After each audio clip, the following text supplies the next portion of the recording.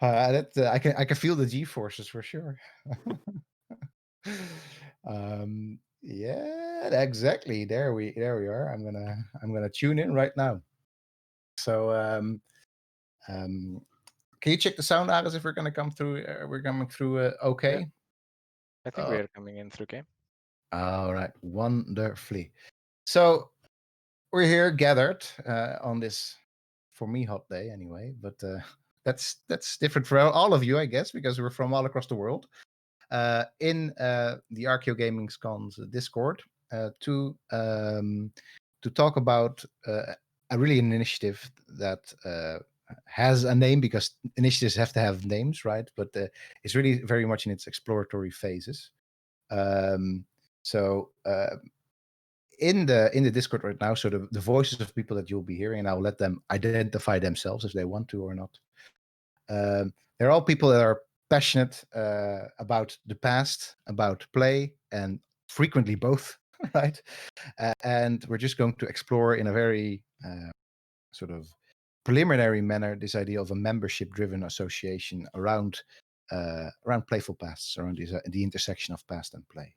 So where this idea originally came from, I guess, was when Ares and I were preparing for a tag talk that was hosted by was organized by Florence, and I honestly forgot the name of Florence's co-host now. Very sorry for that, Florence Smith Nichols, and they were hosting this thing, and we had a look at particularly at Archeo gaming as a movement and sort of what had been achieved there, some of the good things, some of the bad things, and I think one of the things that we've always encountered as part of this movement of a lot of different people is that it's there's a lot of cool stuff happening, but it's very hard to make a larger impact on particularly the types of things.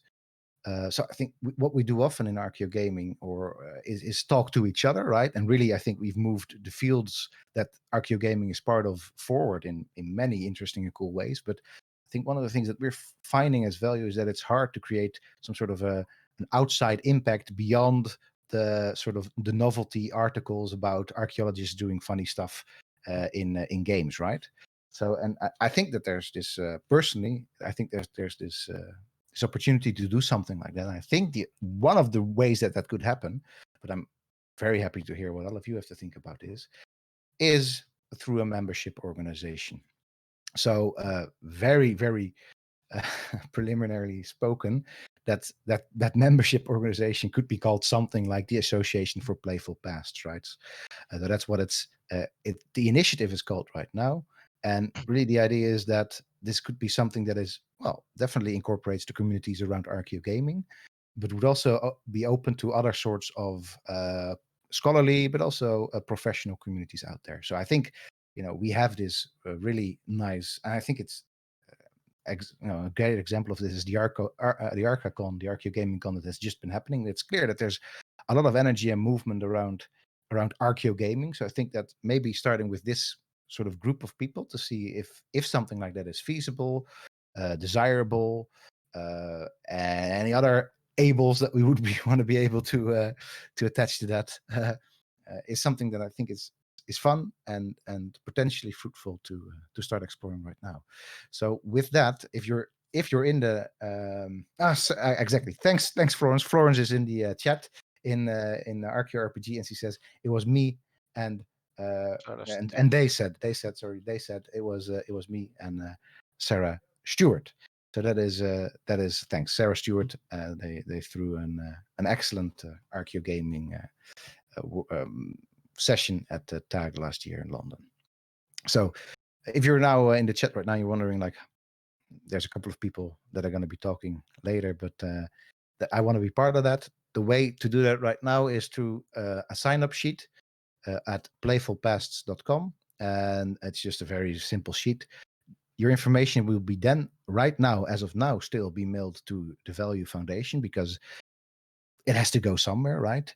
That will only be, there's all sorts of EU GDPR things under here, but that will only be retained for as long as this initiative is something that is even valid, or I think we even set an end date to it somewhere, but you can read it in the EU GDPR. So one other thing that I've done preliminarily is, that's the Value Foundation, create this about document that I think everybody that is with me in the Discord chat right now has access to. And that's really, as you see, more or less a placeholder right now. And that's something that I think is within the spirit of what TAPP should be about, or this initiative should be about, is something that we can all work and edit with. So maybe with that, I'll just open the floor to anybody who wants to chip in on this idea, or just has further questions for me or for Aris or for whomever is in there. Right. And if you, as I said, because I'm not going to introduce every single one of you. So if you want to introduce yourself, or if you want to be identified, that's up to you. Otherwise, you can just be a disembodied voice on Twitch, twitch.tv. That's absolutely fine as well, I think. I'm a disembodied voice in real life too, so that works out. Sure, that definitely works out. This is Megan Dennis. I'm really excited about this. I think we've needed something like this for a while, to sort of more formally bring together a lot of our different research paths and research interests and outreach outreach endeavors. So I'm excited about this. Okay, thanks. As I said, I'm opening the floor, and I think that Megan has also reopened the floor again. So, may I? Sorry, I'm Sebastian. May I ask? Maybe what was your? I mean, you say the floor is open for everyone to contribute, and I like that. But what was your initial idea behind that? I mean, we can probably all imagine something to do with that, but I would be interested to see first what your initial idea was, what could be done with the TAPP initiative. So yeah, go ahead, Aris. Maybe you talk a little bit about this. Yeah, so the initial idea about this was we've been doing a lot of things like the TIPSY conferences, right, where a lot of people have come and done some amazing contributions in terms of like research and content, and with the books and so on.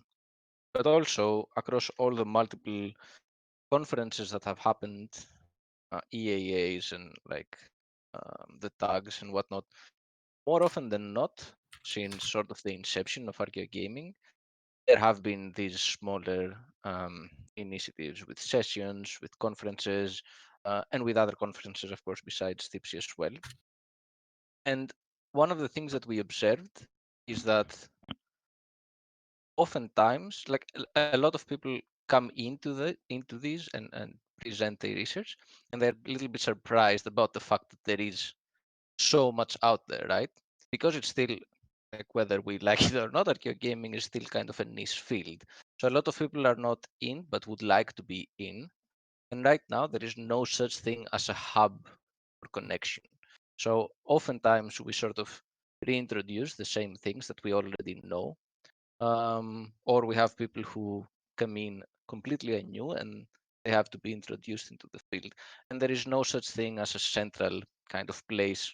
There are some central bibliographies, for example, in the archaeogaming website, or on McCall's website.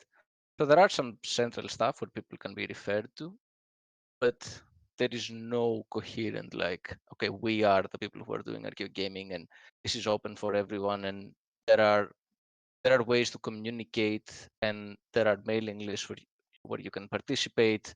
You want to find somebody, we can refer you to that someone. It's really about creating this cohesive network. Like a hub or forum or something like that to just connect people. Exactly. Yeah, okay, I understand. Yeah, I think connection is key, but I think there can also be a lot of practical things that such an association could be doing, right? So I think one of the other things that I would be very excited about is, so I often have the idea that when it comes to game developers, especially the big ones, they sort of, they will interact with us sometimes if they make the time. but it's clear that they view us all as individual scholars, right? That may have interesting ideas or may have things that you can completely ignore, right? And I do think that going for, and I'm not envisaging right away like 1,000 member or more association, but I do think that if there's a larger a number of voices that is sort of collectivized in something that is membership driven, right? It's not just like us, like a foundation saying something, or it's like an individual saying something, that I think there will be a bit more power when it comes to the type of games that the type of influence that we would like to also have on game development, right? Because I do think that there's a lot of value in the, well, sorry for using that word, but it is where we originally came up with the term value, right? There's a lot of value in the things that we do and the contributions that we could make to the game development world. But even beyond there, I think that there's, so one of the things that is really nice about Archeo gaming is that it's super sort of like expansive in the types of topics that it will take up, but the name is very much about archaeologists gaming, right? And I think that as something that could be broader, because there's a lot of historians doing a lot of cool work. There's a lot of political scientists or other people, or in fact a lot of game developers. That if that could be a bit less disciplinary focused as well, right, and maybe a little bit less about academia as well, right, an academic discipline, I think it could open up some doors as well. So that is probably not particularly answering your question, because maybe you were thinking of more practical stuff, but those are the types of things that at least were in the consideration there. No, I completely understand what you want to do, and I really like also the idea that you seek to have some form of I don't know, influence on how games are developed and how past is displayed and stuff like that. And I really like that. And the one thing that I was thinking about when I read your short text that you provided about TAPP was that so what I do most of the time is doing reconstructions for archaeology, right? And for that, you always have some form of charters or guidelines how to do that and what not to do and stuff like that.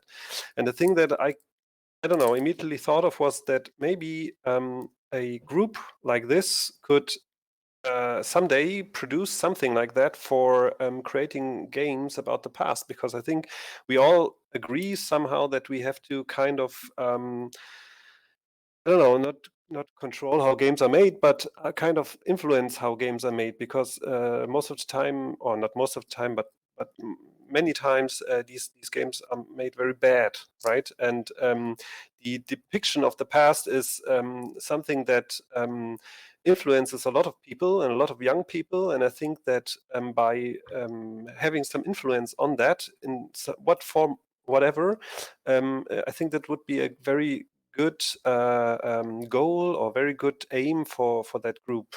So as an idea.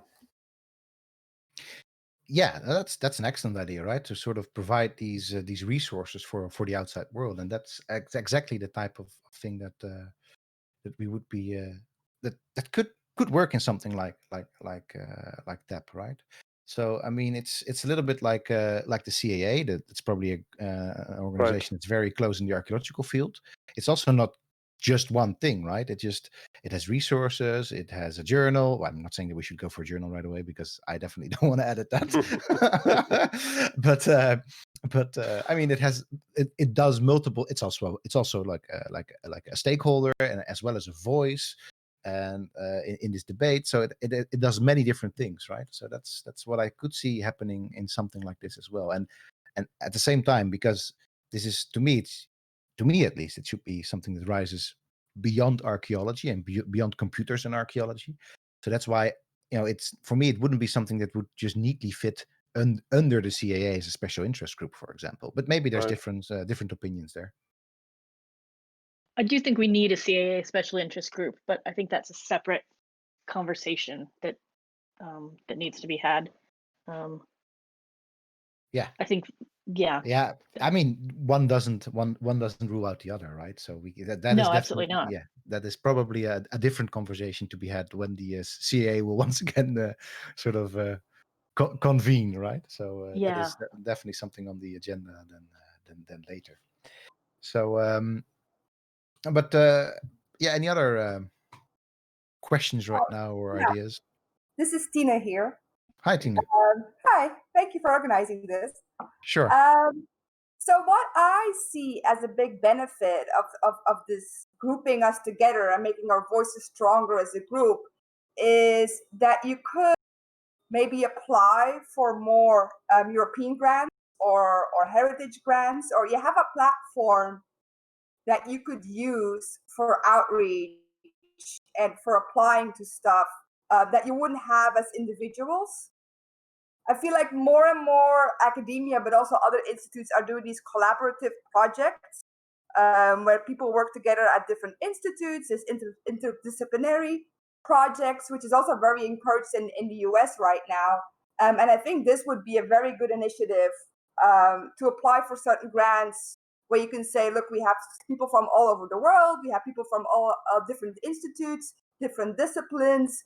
This is a research project that we wanna start up for so many years. We want to employ so many people. We want to get a couple of PhD students in. I think that would be a very interesting path to explore. I like that path. I like that path a lot. Yeah. There are a lot of grants that would require us to have multi-institutions and multi-continent participation, and it can be quite difficult if archaeogaming is your discipline, which it is. For some of us it is the discipline, and for some of us it's an offshoot. Getting grant funding is really tough. So yeah, putting together those interdisciplinary projects or multi-institution projects would be something to strive for, definitely. This is also part, so for us that was also part of the initial idea, that as a hub it would create these opportunities, but also like a reference point that you could indeed use for, you know, going for a grant, or you Right. need 3 particular countries, and then you look at the list of members and you say, right, I can see that there are these people that maybe I had no idea were doing this thing because I was not in this conference or not in that session. So this is also definitely part of the idea. Yeah, I could see this TAPP initiative or whatever go very big. This could be a new CIA or ASOR or SBL or whatever big international group you're a part of that has everything, right? That has a yearly conference, that has money for project, that sponsors things, that has paid membership, that has journals and issues. I mean, this could grow as big as you want it to grow, right? Yeah, I think that's a very, very nice and positive take. I'm also very much of that opinion because, yeah, as I was just saying, I think, I mean, we were very lucky as Value to be part of sort of things that like conferences and workshops and things that were not only filled with archaeogaming people or with archaeologists. And it's just clear that there's just so much out there right now. And also if you look at the different types of games, it's archaeology is a big core in that, right? And it can be a big voice and perspective, as well as heritage management or heritage studies. But there's so many other initiatives, sort of scholarly initiatives that are now sort of working. And so one of the things, right, for example, like a voice that I think we all respect very much, somebody like McCall, should be part of conversations like this sort of automatically, but simply because there's sort of this disciplinary divide between historians and archaeologists. Well, I think in the end, what we're about is very much the same aims. It's we don't get to talk to each other as often as we would like. Oh, there he is just now, just joining us. No, but and I think aside from that, I think that the in general, I can recommend people that are looking to do more here in terms of grant strategies, but also just in general of having some sort of concerted effort to incorporate in some form. That's particularly why we went for the Value Foundation. And because back then we had a really clear idea, and we still do, about the mission of such a foundation, we decided not to make it a membership membership organization back then. But I think that the time is more than ripe to also be looking at a legal entity that can also go for grants and can organize all sorts of things. That is a membership-driven organization.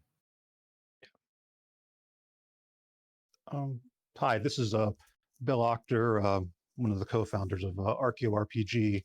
And to sort of take this to the other sort of extreme end of Archeo gaming, our little collective is more at this point of a passion outreach project, a sort of directly public-facing project, where this group of archaeologists who are also gamers are trying to directly educate the public on proper archaeological fields and methods, either through discussions of, we've been focusing mostly on tabletop role-playing games, but we've also been tapping into MMOs. But to have that direct face with the public, it's mostly contract archaeologists here in the U.S. We do have one PhD student on our board, but this is sort of a direct interaction with the public. So I like the idea of this type of organization because we give groups like ours access to resources we wouldn't have otherwise, to sort of the brains of other people within the field who have already jumped over some of the hurdles we're trying to jump over. Access to maybe funding we are not even aware of exist for things like that.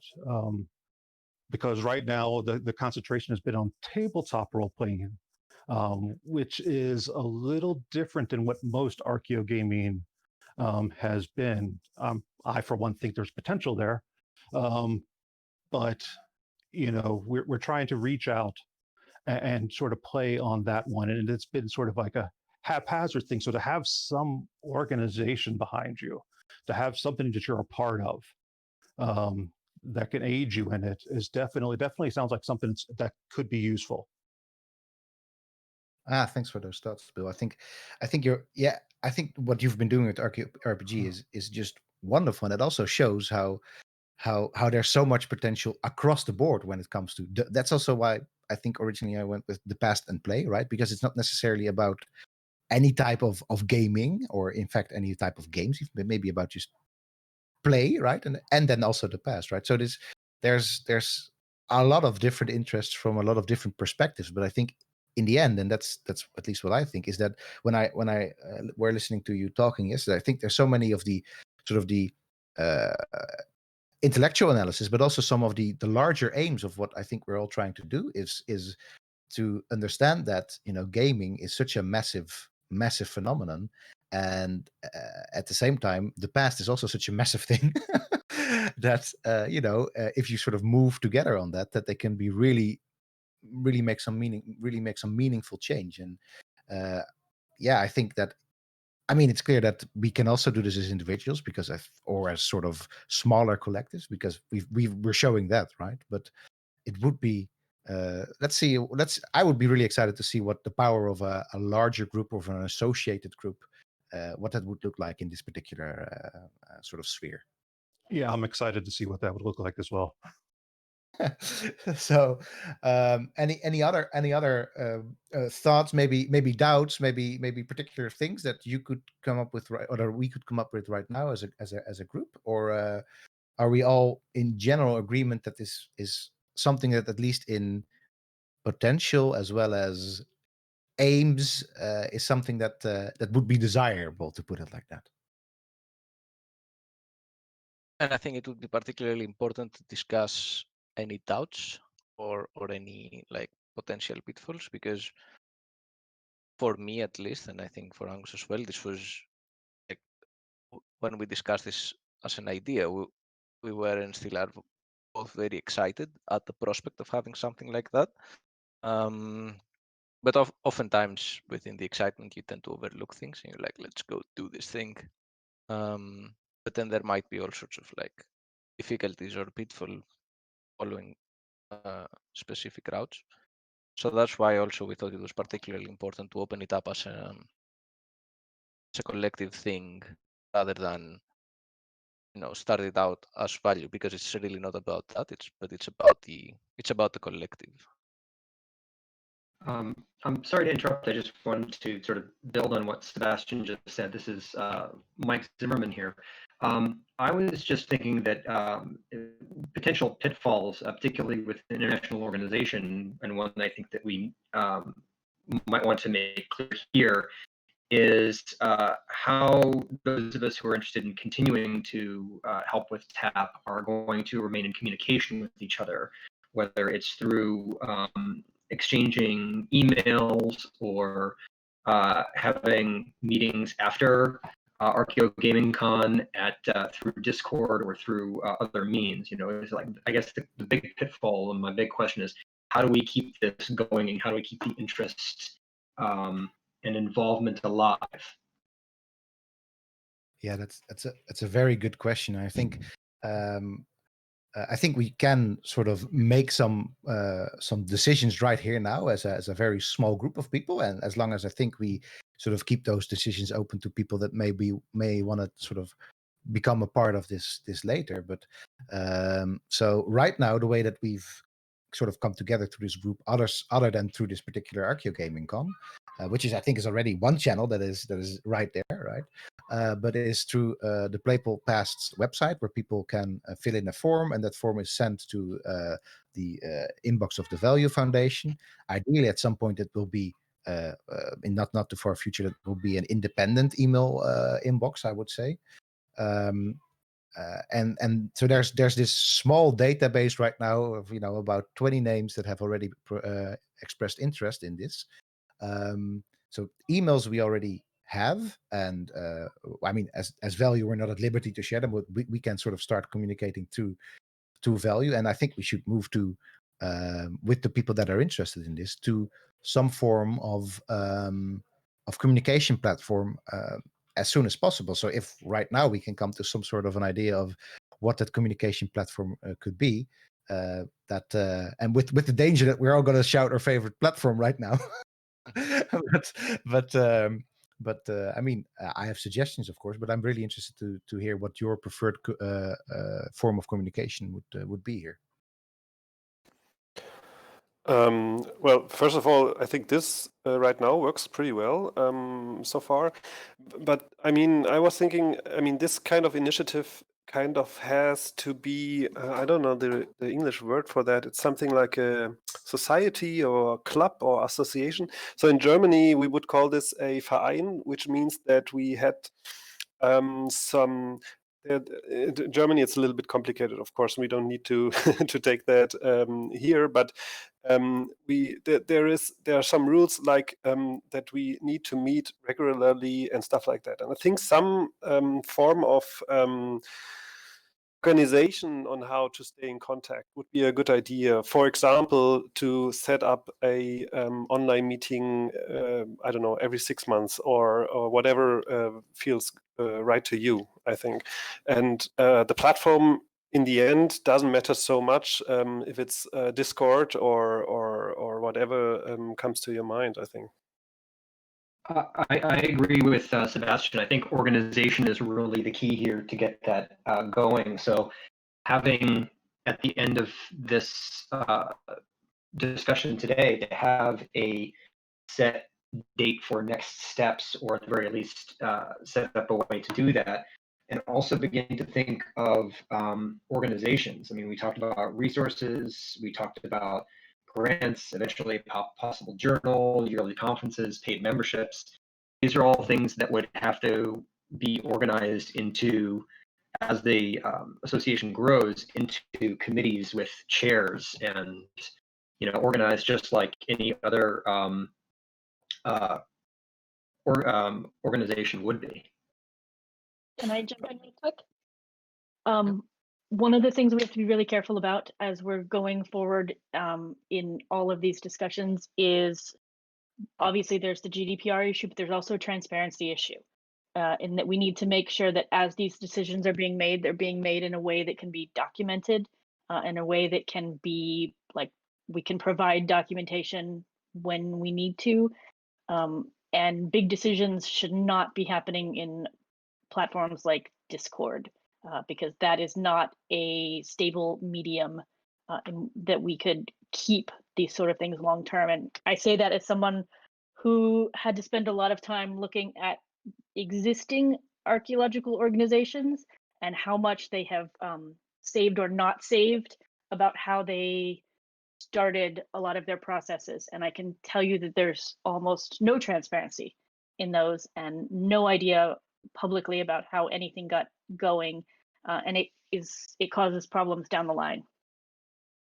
I think that's a brilliant point, Megan. Absolutely brilliant. And having that kind of transparency, I think maybe an email list where everything is kept, and that there are records of everything is a good idea. And also maintaining a set mission, making sure that we have policies for inclusivity, for diversity, for making sure that there are we need an platforms ethics for code and we need a code of organization. conduct from the start. Exactly. I mean, we've seen over the last couple of years what's been going on with SAA and AAA and all of these other organizations that have really let down the side when it comes to their ethics policies in a big way, and we don't want that to happen to us. Yeah, but we got Megan, so.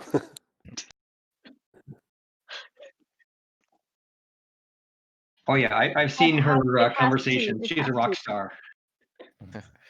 No, but I think one of the things that are important in this is that arcade gaming, as it is now, it has been very much about ethics. It does have a very strong political aspect to it.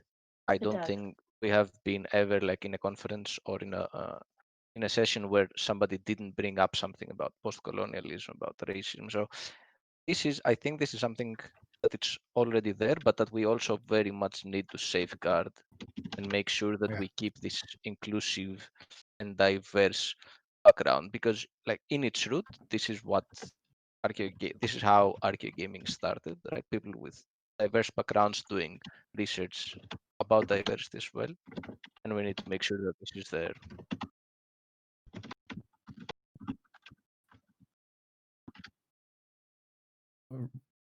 Oh,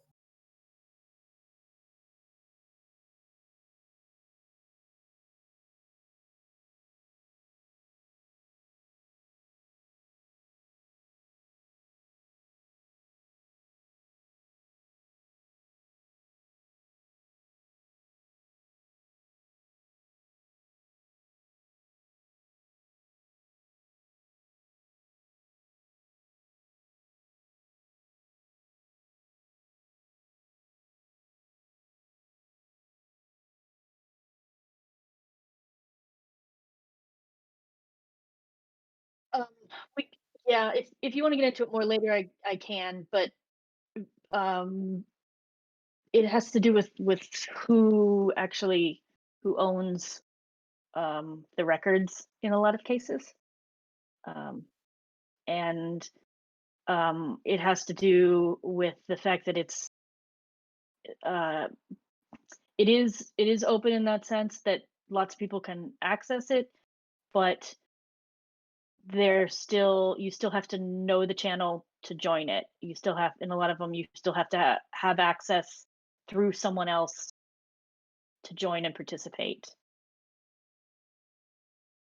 I also, if I want to cut in here, I think that the other thing with Discord, maybe somebody could correct me if I'm wrong, with voice channels like this, or with Discord, it's also possible to have voice conversations of which there's no record. So if everything's over email, then we know that there's a record and we can have transparency. It's the same reason why I insist that all important stuff with my students takes place over email, because you need that kind of transparency.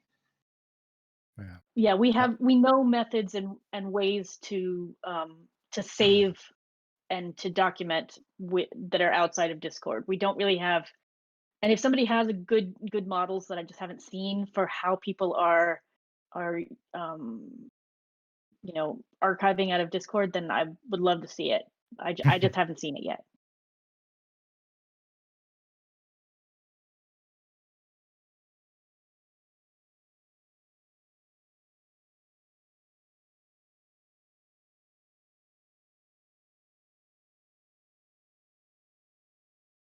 And you also get into issues if you're actively recording it on your end you may be in a location where one-party recording is legal, but someone else may be someplace where two-party recording is legal. Yeah, we can have this conversation. Not, yeah. No, but I think it's so. This is one of those things that it is clear that I think what we see right away, right, when we move beyond this is a cool thing to do and have, to the practicalities of that. I think that's why it's very important that we're here, and that with a larger group of people, we think about those practicalities. Because yes, ethics framework is definitely part of it, transparency is definitely part of it, diversity is definitely part of it, and that simply cannot arise from just 3 people or 4 people, or even, how many do we have in here right now? Quickly counting, like, like 13, 12, Yeah, yes, 12, 13. or even that, right? So indeed, as soon as we've sort of, in what way, shape, or form, have started incorporating, I think you want to make clear that there's going to be committees. This is serious business, right? This is not just another It's not fun playtime. thing. It can be fun. It can be fun. It can be fun, serious business. I think we all know that you can be fun and be serious at the same time. But this is very much something that is that has to that we want to, as Iris called it, safeguard the dynamics that we all cherish in a way that is also legally sustainable and ethically sustainable. And in the end, also sustainable as what will be in the beginning very much a volunteer-driven project, however you twist or turn it, right? So those are all dynamics that are going to be playing into that. But I'm quite confident that we. I'm an optimistic soul, so sorry for that, but I'm quite confident that we could. If we start in the very first meeting to already start thinking about these things, I think we're on the right road there. But can I ask, does anybody here have a good example of an international organization like this who does this right? I mean, that's a good question. I mean, I honestly, there's no organization that is just perfect, right? Because it's an organization. It consists of so many different moving parts and all sorts of actors present in there that may, cause things to go off the rails or be. But I always like to think that the way that the CAA has set it up, right, is quite all right. But then at the same time, I have a particular experience of the CAA as a particular type of person as well, right? So that may not align with the other experiences of the CAA. But for example, like the work that has been done on ethics in the CAA, partly by mostly maybe even by Megan. I don't know. I wasn't there behind the scenes, but I think that's just shows that. Let's be very clear that the ethics work that was done by CAA, it started with a very, very big group of people who are all involved in the process. And though I'm one of the ethics officers now, I'm not the only one. And it was a much, much bigger thing. Yes, exactly this. So this is, I think, where something like the CAA shows, and I would be, for example, that would be maybe one of the things that I would be interested in, sort of moving forward, is to see.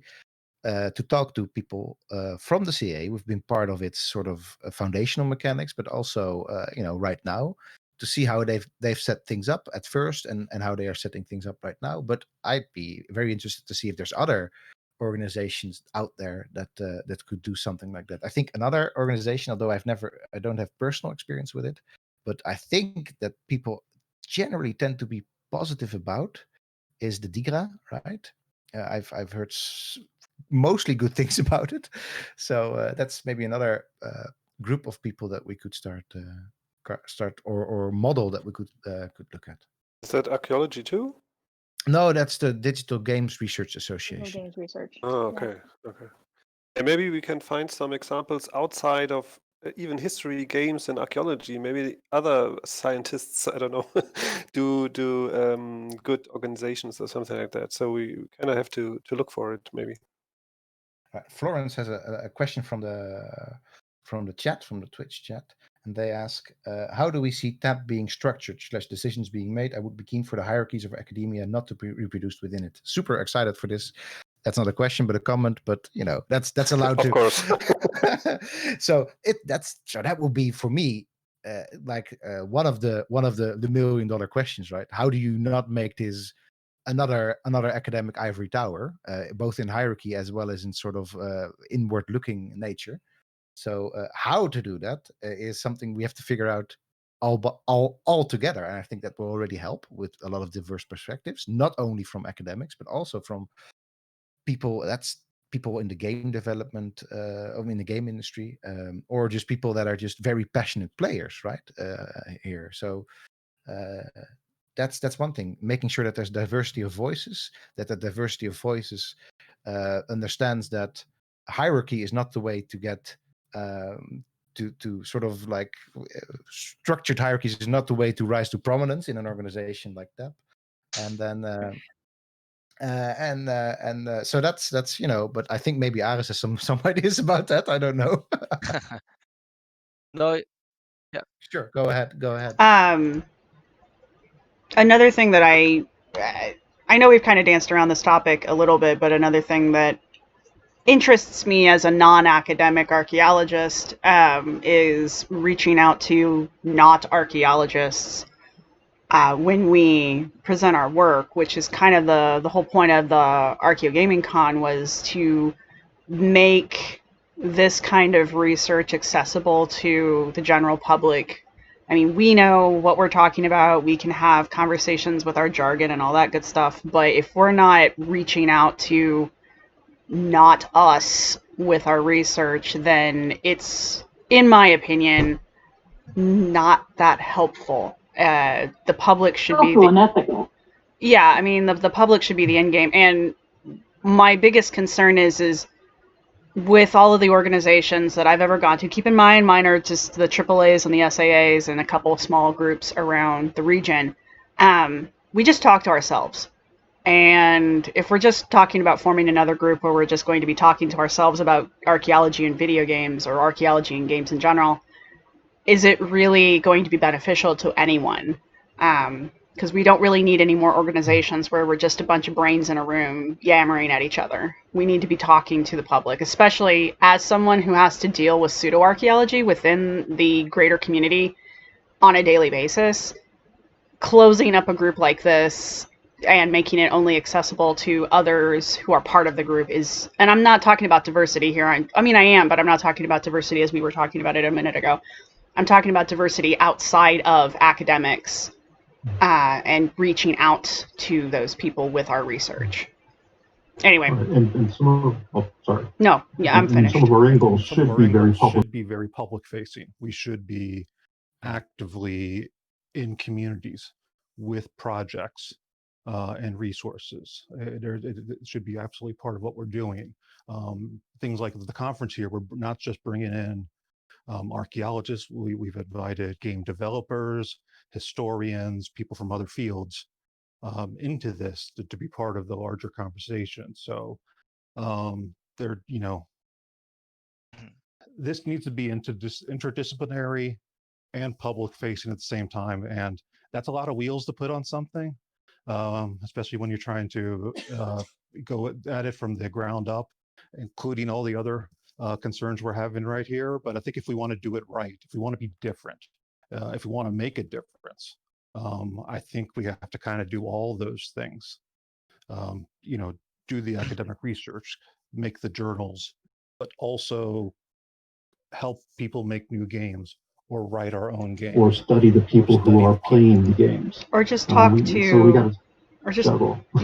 talk to the public in general, because like the only thing the general public knows about the SAAs is that it brings in a shit ton of money every year when we have a conference, and nobody knows what they do, who they are, or anything else like that if they're not already part of the in-group. And I don't mean to be mean, because I think this is cool, and I think it's great that everybody's thinking about creating a larger group out of this, but right now all I'm hearing is just creating another bubble.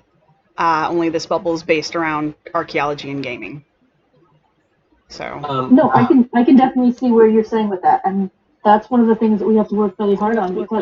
Because in the criticisms that I have received from outside of those of us who do archaeology and gaming, the biggest one has been that we are super insular, and that we spend our time talking to each other and citing each other and doing sessions with each other, and that we need to be tied more into archaeology overall, and we need to be doing more things outside of academia. So I agree with you completely. We have to be very careful in how we do this, that we don't end up as just another academic or archaeological silo. I think Yeah. Go this ahead. is Ar. very this is Absolutely. exactly the thing. This is also exactly so what we presented last year in TAG, which is what Angus has been also browsing through in his screen, is exactly this point that if we look at archaeo gaming and where we are from a very critical point of view, we definitely run the danger of becoming this quirky subset of researchers who, people just go to an EAA and they're like, oh, hey, there's something about gaming, let's just go see. And they just find it a bit funny or fun in a way, but they never really want to engage with it because this is not a real thing in quotes. And we just become, this absolute niche where indeed, as you say, we just reference each other. And there is this danger and this trend. If you look on Twitter and the people that are like using the hashtag archaeo gaming, for example, there was a point, and maybe now with the archaeo gaming con, it became more diverse because more people engage with it. But there was a point over here that, more or less the same people were doing the thing. So we have Value and we had the tag at that point because there was this session, and there is Andrew and Megan and people that have been in the field and sort of have already published in the field. And RPG as well, by the Yeah. way, for this particular set of data. Yes. But I think it is very important. And as you said, I don't even think the public should be the end game. I think the public should be the early game, right? I think these are the type of things that we need to put at the beginning. So we need not end with, oh, how do we communicate with the public? But the TAPP should be something that can help reaching out to public, that can help other academics, even outside of archaeology and history, engage with the concept of video games and academia at large, and also bring people together. And also not be focused on, okay, it's us, like 15 people, 20 people, 25 that are publishing on this. But the people that are not in academia, the people that are interested in this and are contract archaeologists, people that are not even archaeologists, but they are interested in making podcasts or YouTube channels that have to do with video games in the past, right? So I think all of this, even though it's a difficult task, I think they should be at the beginning. This is how we should design this. And this is also what we mean with inclusive, because inclusivity is not only within the field of archaeology and video games, but inclusivity as a big word, right? Really about making this thing something about everyone. Yeah. And in that spirit, let's briefly want to share something from the Twitch chat. Husakimon says that I'm here directly because of Archie Fantasies. The podcast taught me a lot and has prompted me to think about how I can contribute. And I'm not an archaeologist. I'm part of the public that this initiative is, I think, trying to address. Yeah, I think that's right on the money. It is very much and sounds like we might draw from community archaeology or public history or in fact anything remotely archaeological or historical or academic in discipline in nature, but just a community initiatives. And I think there's many things to many things to draw from there in terms of inspiration, right? I do like this that it should be from the outside. It should be public facing. It should be about the public, and it should be. Therefore, I would say it should be a membership organization that will always be accessible by members of the general public, both financially as well as in terms of the lingo and all sorts of other hurdles that academics like to throw around their particular little groups. As there are as there are so many that we are probably not even aware of ourselves, right? And I'd be super stoked to have this discussion with well, Harusukimon, I think you were in there. You're in here right now, right? In our Discord channel right now. So it's great that you're in here and that you're thinking along with us and I would want to do this with many more voices like that.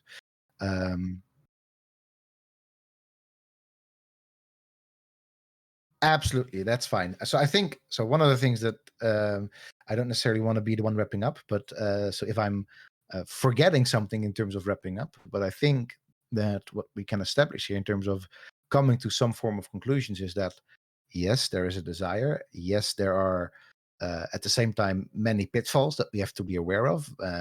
Some of them have been discussed right now, right here.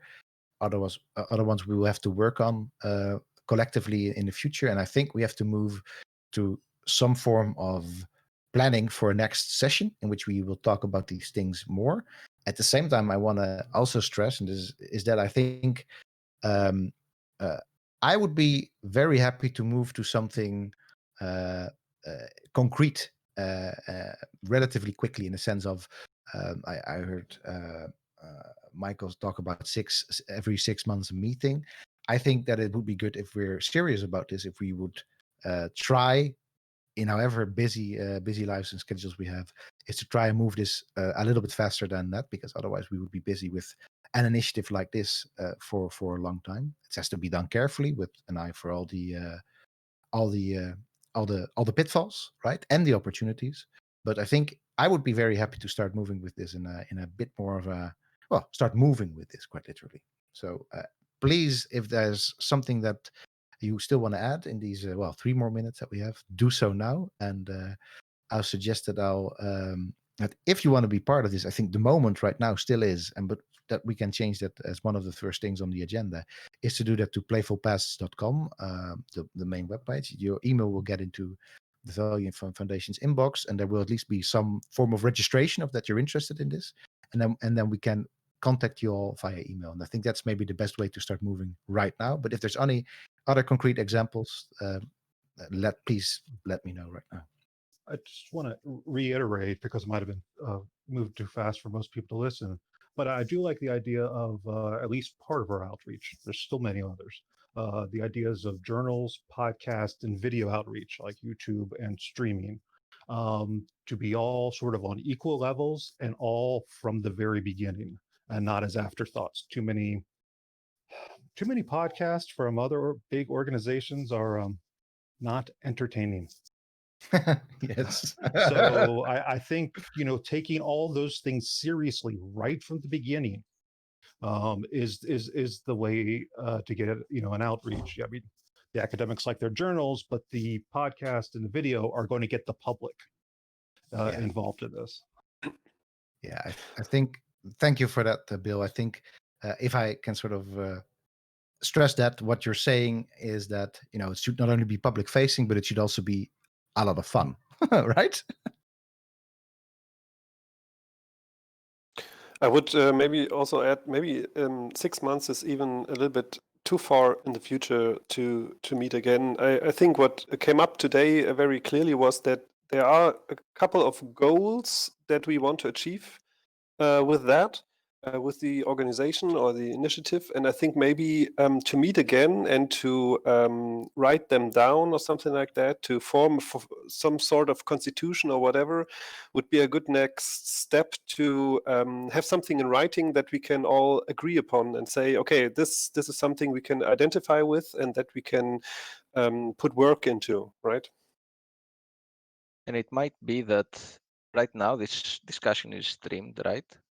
And that may be a way to avoid some of the transparency issues that if we would want to, and if we want this to be very open to anybody, this could also be something that we stream again and we say in 3 months from now we have another meeting.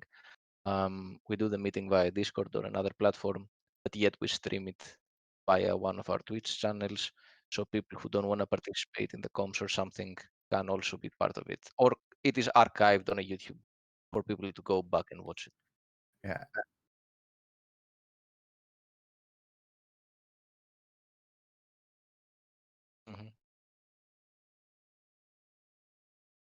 Yeah, for sure. So I also want to stress that on playfulpass.com, right?